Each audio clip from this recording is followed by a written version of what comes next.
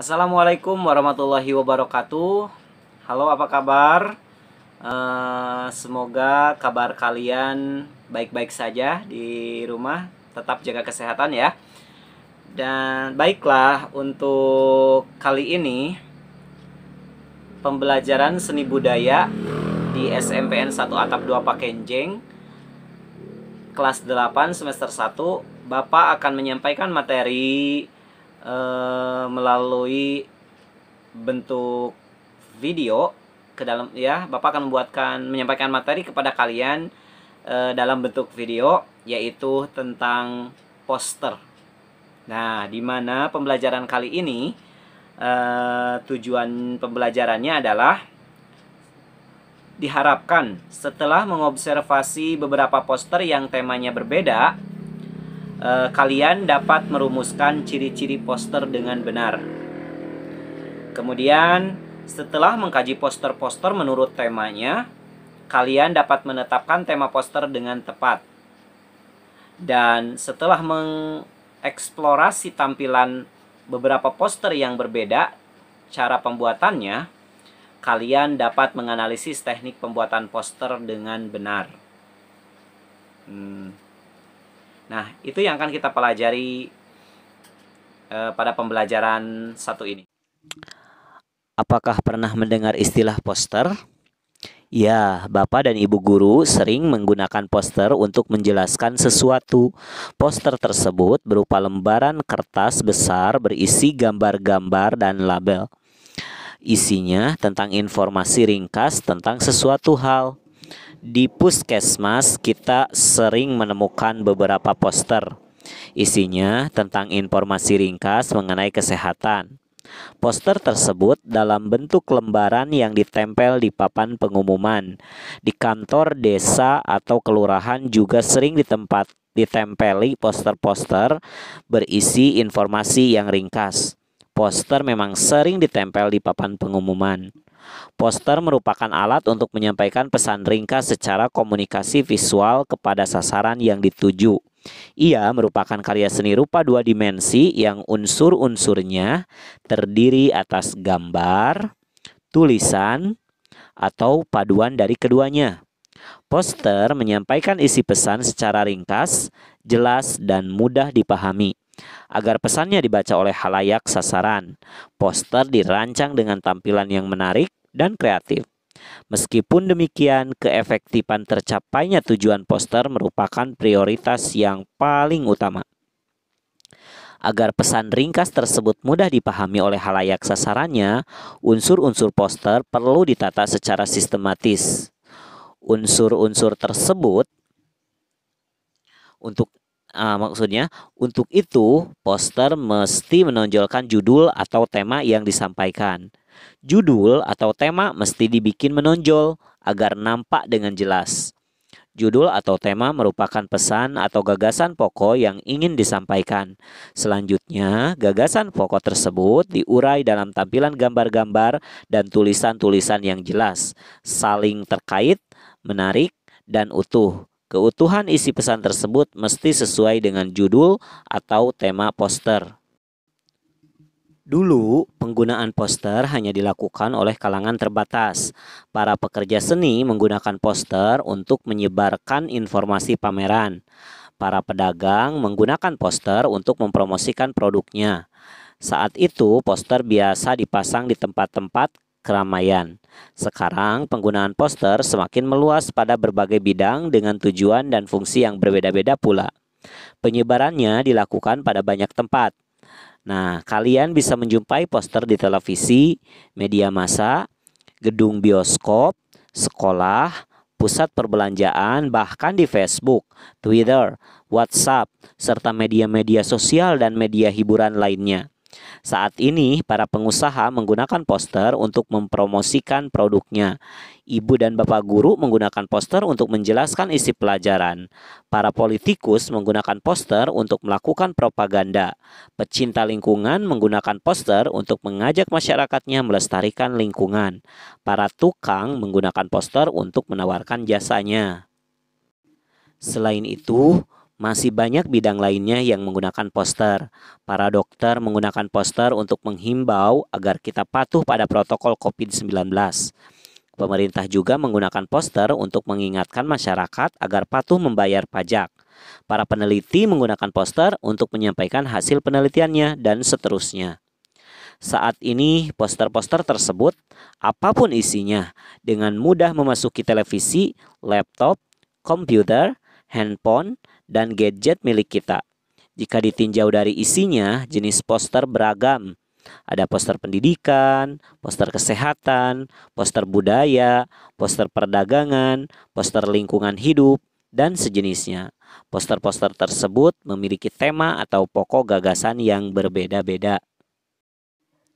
Nah, sekarang ke aktivitas 2 ya, yaitu menetapkan tema poster. Setiap poster memiliki gagasan pokok yang ingin disampaikan.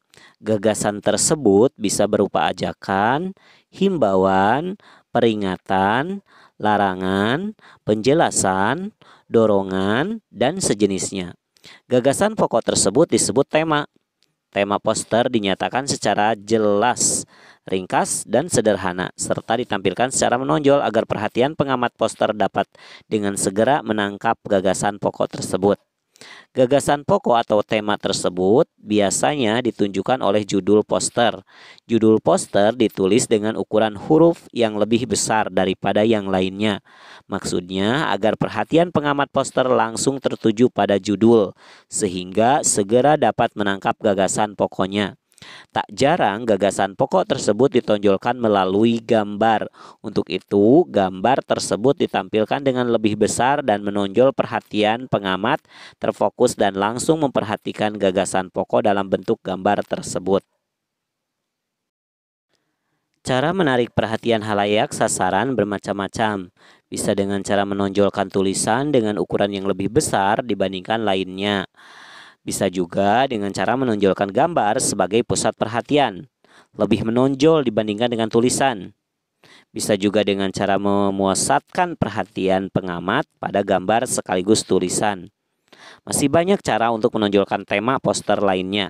Para perancang poster terus berkreasi mencari cara-cara baru untuk memusatkan perhatian pada tema poster tersebut. Berikut ada kalian akan belajar mengenali tema-tema poster yang berbeda. Periksalah secara sesama poster-poster yang disajikan di dalam gambar ya.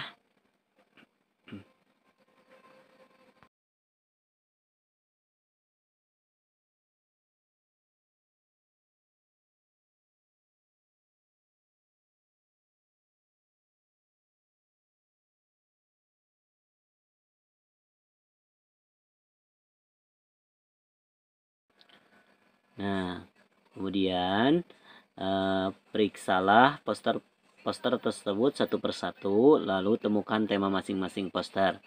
Pada gambar poster 5A merupakan poster pendidikan. Gagasan pokok atau tema poster ini dapat dipahami dari tulisan yang tertera di sana. Pendidikan seni memperkaya hidup Anda setiap hari. Nah, melalui pendidikan seni, kita dapat mengaktualisasi diri, mengembangkan kepribadian, berkeindahan, kreatif, serta peka pada kemanusiaan. Sedangkan pada poster gambar 5B merupakan poster pelestarian lingkungan. Poster ini bertuliskan kurangi penggunaan sedotan plastik. Tema dari poster ini ialah pengurangan penggunaan sedotan plastik karena sampah plastik membahayakan lingkungan kita. Berbeda dengan sampah lainnya, sampah plastik baru terurai setelah 100 tahun. Sedangkan pada poster gambar 5C merupakan poster kesehatan. Poster ini bertuliskan jaga diri dan keluarga Anda dari COVID-19. Tema poster ini ialah mengajak pemirsanya untuk menjaga kesehatan diri dan keluarga agar tidak terpapar COVID-19 yang telah mewabah di dunia. Lebih dari 600.000 orang telah meninggal karenanya. Kita bersama keluarga harus menjaga kesehatan dengan mematuhi protokol COVID-19 secara disiplin.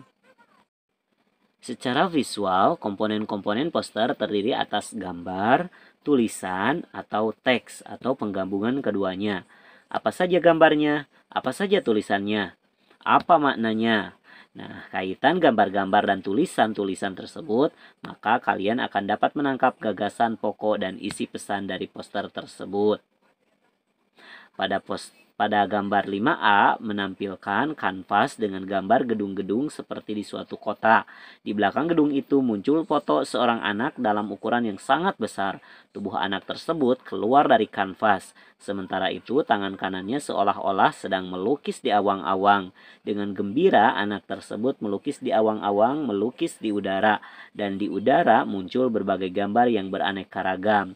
Gagasan pokok poster ini ialah pengalaman seni memperkaya seseorang dengan keterampilan, kreativitas, estetika, dan imajinasi. Sejalan dengan itu, tema posternya berbunyi Art Education Enriching Your Life Every Day. Pendidikan seni memperkaya hidupmu setiap hari. Nah, sekarang mari kita lanjut ke aktivitas 3, yaitu menganalisis teknik pembuatan poster. Unsur-unsur poster dapat dikelompokkan ke dalam dua bagian, yaitu unsur-unsur visual dan isi pesan. Unsur visual, sesuatu poster merupakan unsur yang dapat ditangkap dengan indera penglihatan seperti gambar-gambar, tulisan atau teks, dan warna. Gambar-gambar, tulisan-tulisan, dan warna tersebut membuat pesan tertentu. Jika pesan-pesan yang ada pada gambar-gambar dan tulisan-tulisan itu dipadukan, maka kita akan memahami isi pesan utuh dari poster tersebut. Gambar-gambar dalam poster dapat berupa foto, tabel, dan grafik. Dan gambar-gambar manual yang dibuat secara langsung maupun dengan menggunakan teknik digital. Gambar-gambar tersebut dipilih dan dibuat sedemikian rupa agar dapat mewakili gagasan atau pesan secara tepat. Gambar-gambar, tulisan-tulisan, dan warna-warna yang tidak perlu atau mengganggu harus dibuang. Unsur-unsur visual tersebut mesti berfokus pada ketercapaian pesan secara tepat dan kuat, sehingga pembaca yang menjadi sasaran dapat mencerna dan menyimpulkan isinya dengan mudah. Hal-hal yang menarik, estetik, dan kreatif memang perlu, tapi yang terpenting ialah pesan poster dapat ditangkap, dipahami, dan ditanggapi dengan baik oleh halayak sasaran. Poster pada gambar 8A dibuat dengan teknik manual. Poster ini digambar dengan mengandalkan keterampilan tangan dan dalam menggambar. Seluruh gambar, tulisan, dan pewarnaan dibuat secara manual. Poster semacam ini dibuat oleh seorang artis atau desainer yang berpengalaman dan terampil dalam menggambar.